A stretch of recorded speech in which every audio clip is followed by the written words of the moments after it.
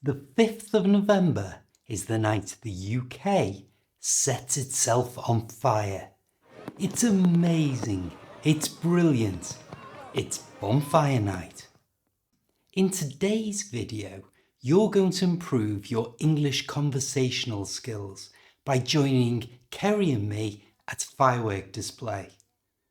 Our chat is going to be filled with words and expressions that you might not know yet, but don't worry, there's a guide in the description below. However, if you're already a member of our English Improvers community, this will be sent to you automatically. After the conversation, you'll hear an explanation of some of the vocabulary that was used, as well as some pronunciation tips. And then you can practice by joining in the conversation yourself. But for now, just sit back, relax, and enjoy the conversation. Hi, I'm Steve. Let's do this. You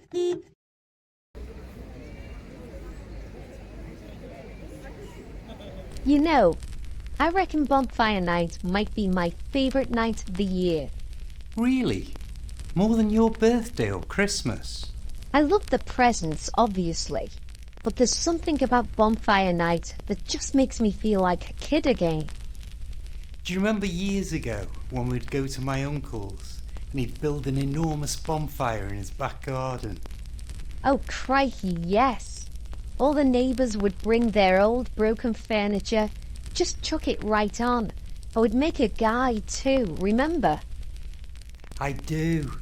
We'd stick it in an old pram, take it into town and ask people for a penny for the guy. Then we'd bring it back, lob it on the fire, and set off all the fireworks we'd bought with those pennies. I loved it. Honestly, looking back, it's a wonder we didn't set ourselves on fire. I did, sort of. You waved a sparkler too close and ended up singeing my fringe. Your mum gave me the cold shoulder for weeks.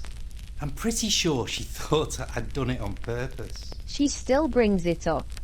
She made me wear a hat until it grew back, and I looked like a right numpty. And the food. Remember the soup in mugs? Marshmallows burned to a crisp, and those jacket potatoes wrapped in tin foil. They'd come out of the fire looking like pieces of coal. And tasted like it too. I don't know why we thought it was so special. It was part of the fun, wasn't it? Bit of charcoal on your spud, a whiff of smoke in your clothes. The whole night was a hoot. Come on, the firework display is about to start in a jiffy.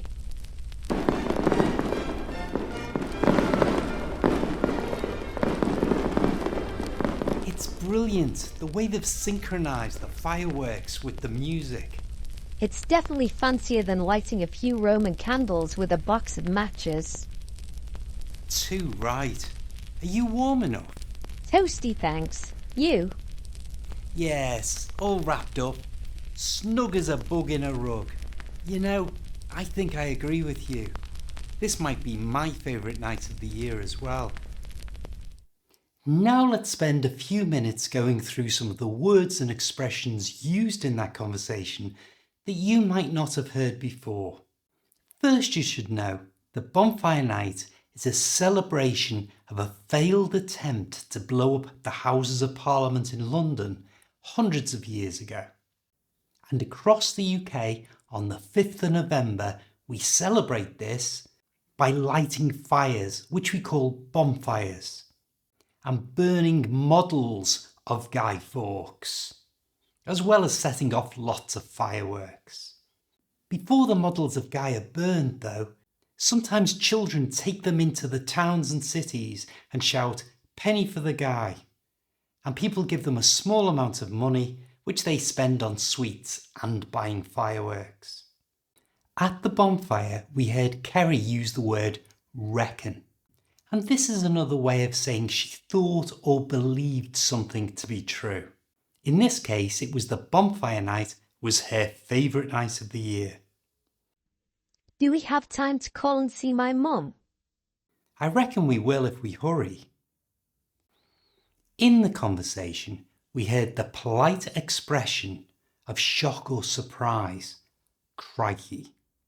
You can use this to take the place of some of the less polite expressions that there are in English. The guy was taken into town in a pram, which is one of these. It's what we usually push babies in.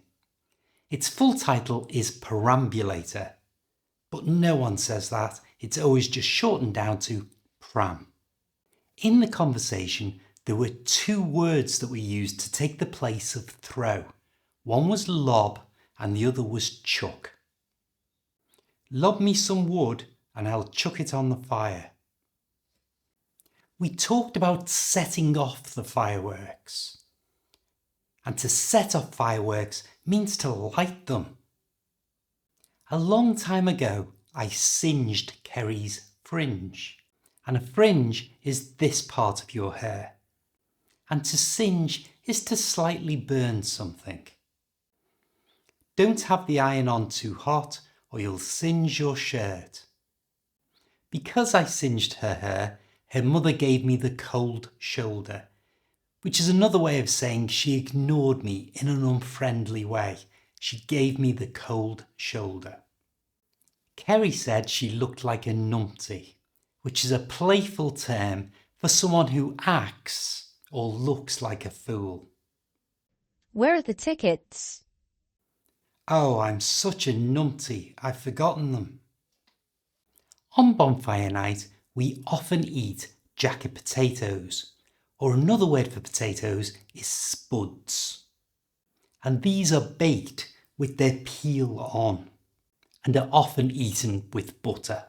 They're made by wrapping them in tin foil, which is this. We heard the word whiff, and this means a faint smell of something, a whiff. And we also heard the word hoot, which is another way of describing an occasion that's good fun, a good laugh, a hoot. Kerry said the firework display was starting in a jiffy, and a jiffy simply means a very short amount of time. It was starting in a jiffy. When the fireworks did start, they were synchronized with some music.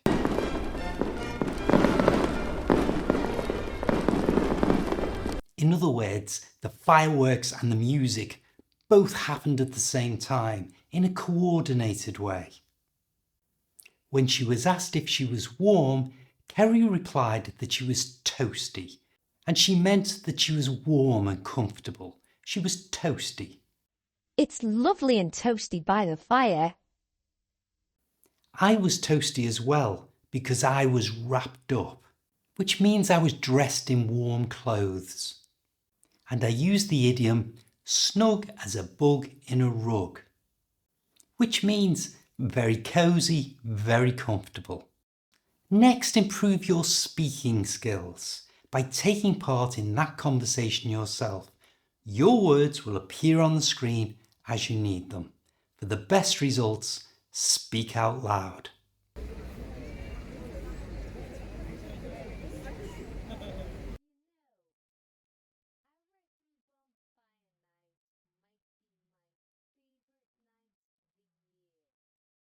Really? More than your birthday or Christmas?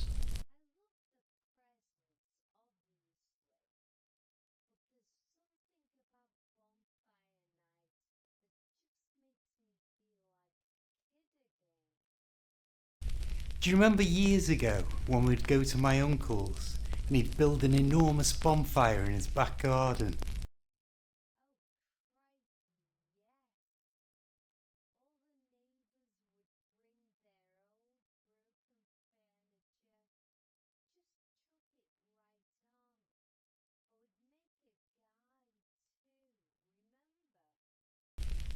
I do. We'd stick it in an old pram, take it into town and ask people for a penny for the guy.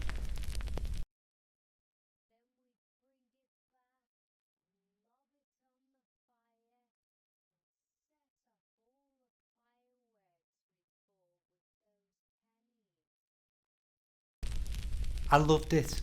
Honestly, looking back, it's a wonder we didn't set ourselves on fire.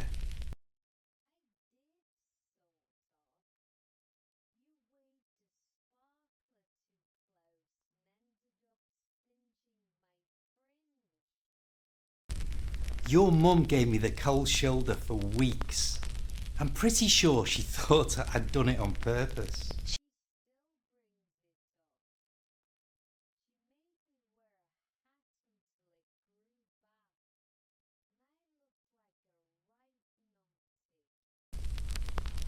And the food. Remember the soup in mugs, marshmallows burned to a crisp, and those jacket potatoes wrapped in tin foil. They'd come out of the fire looking like pieces of coal.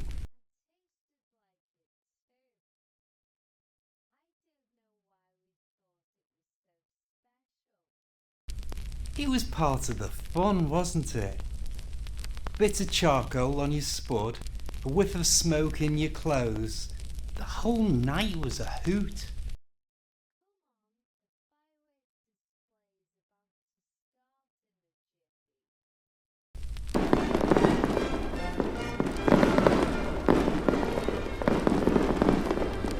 It's brilliant the way they've synchronized the fireworks with the music.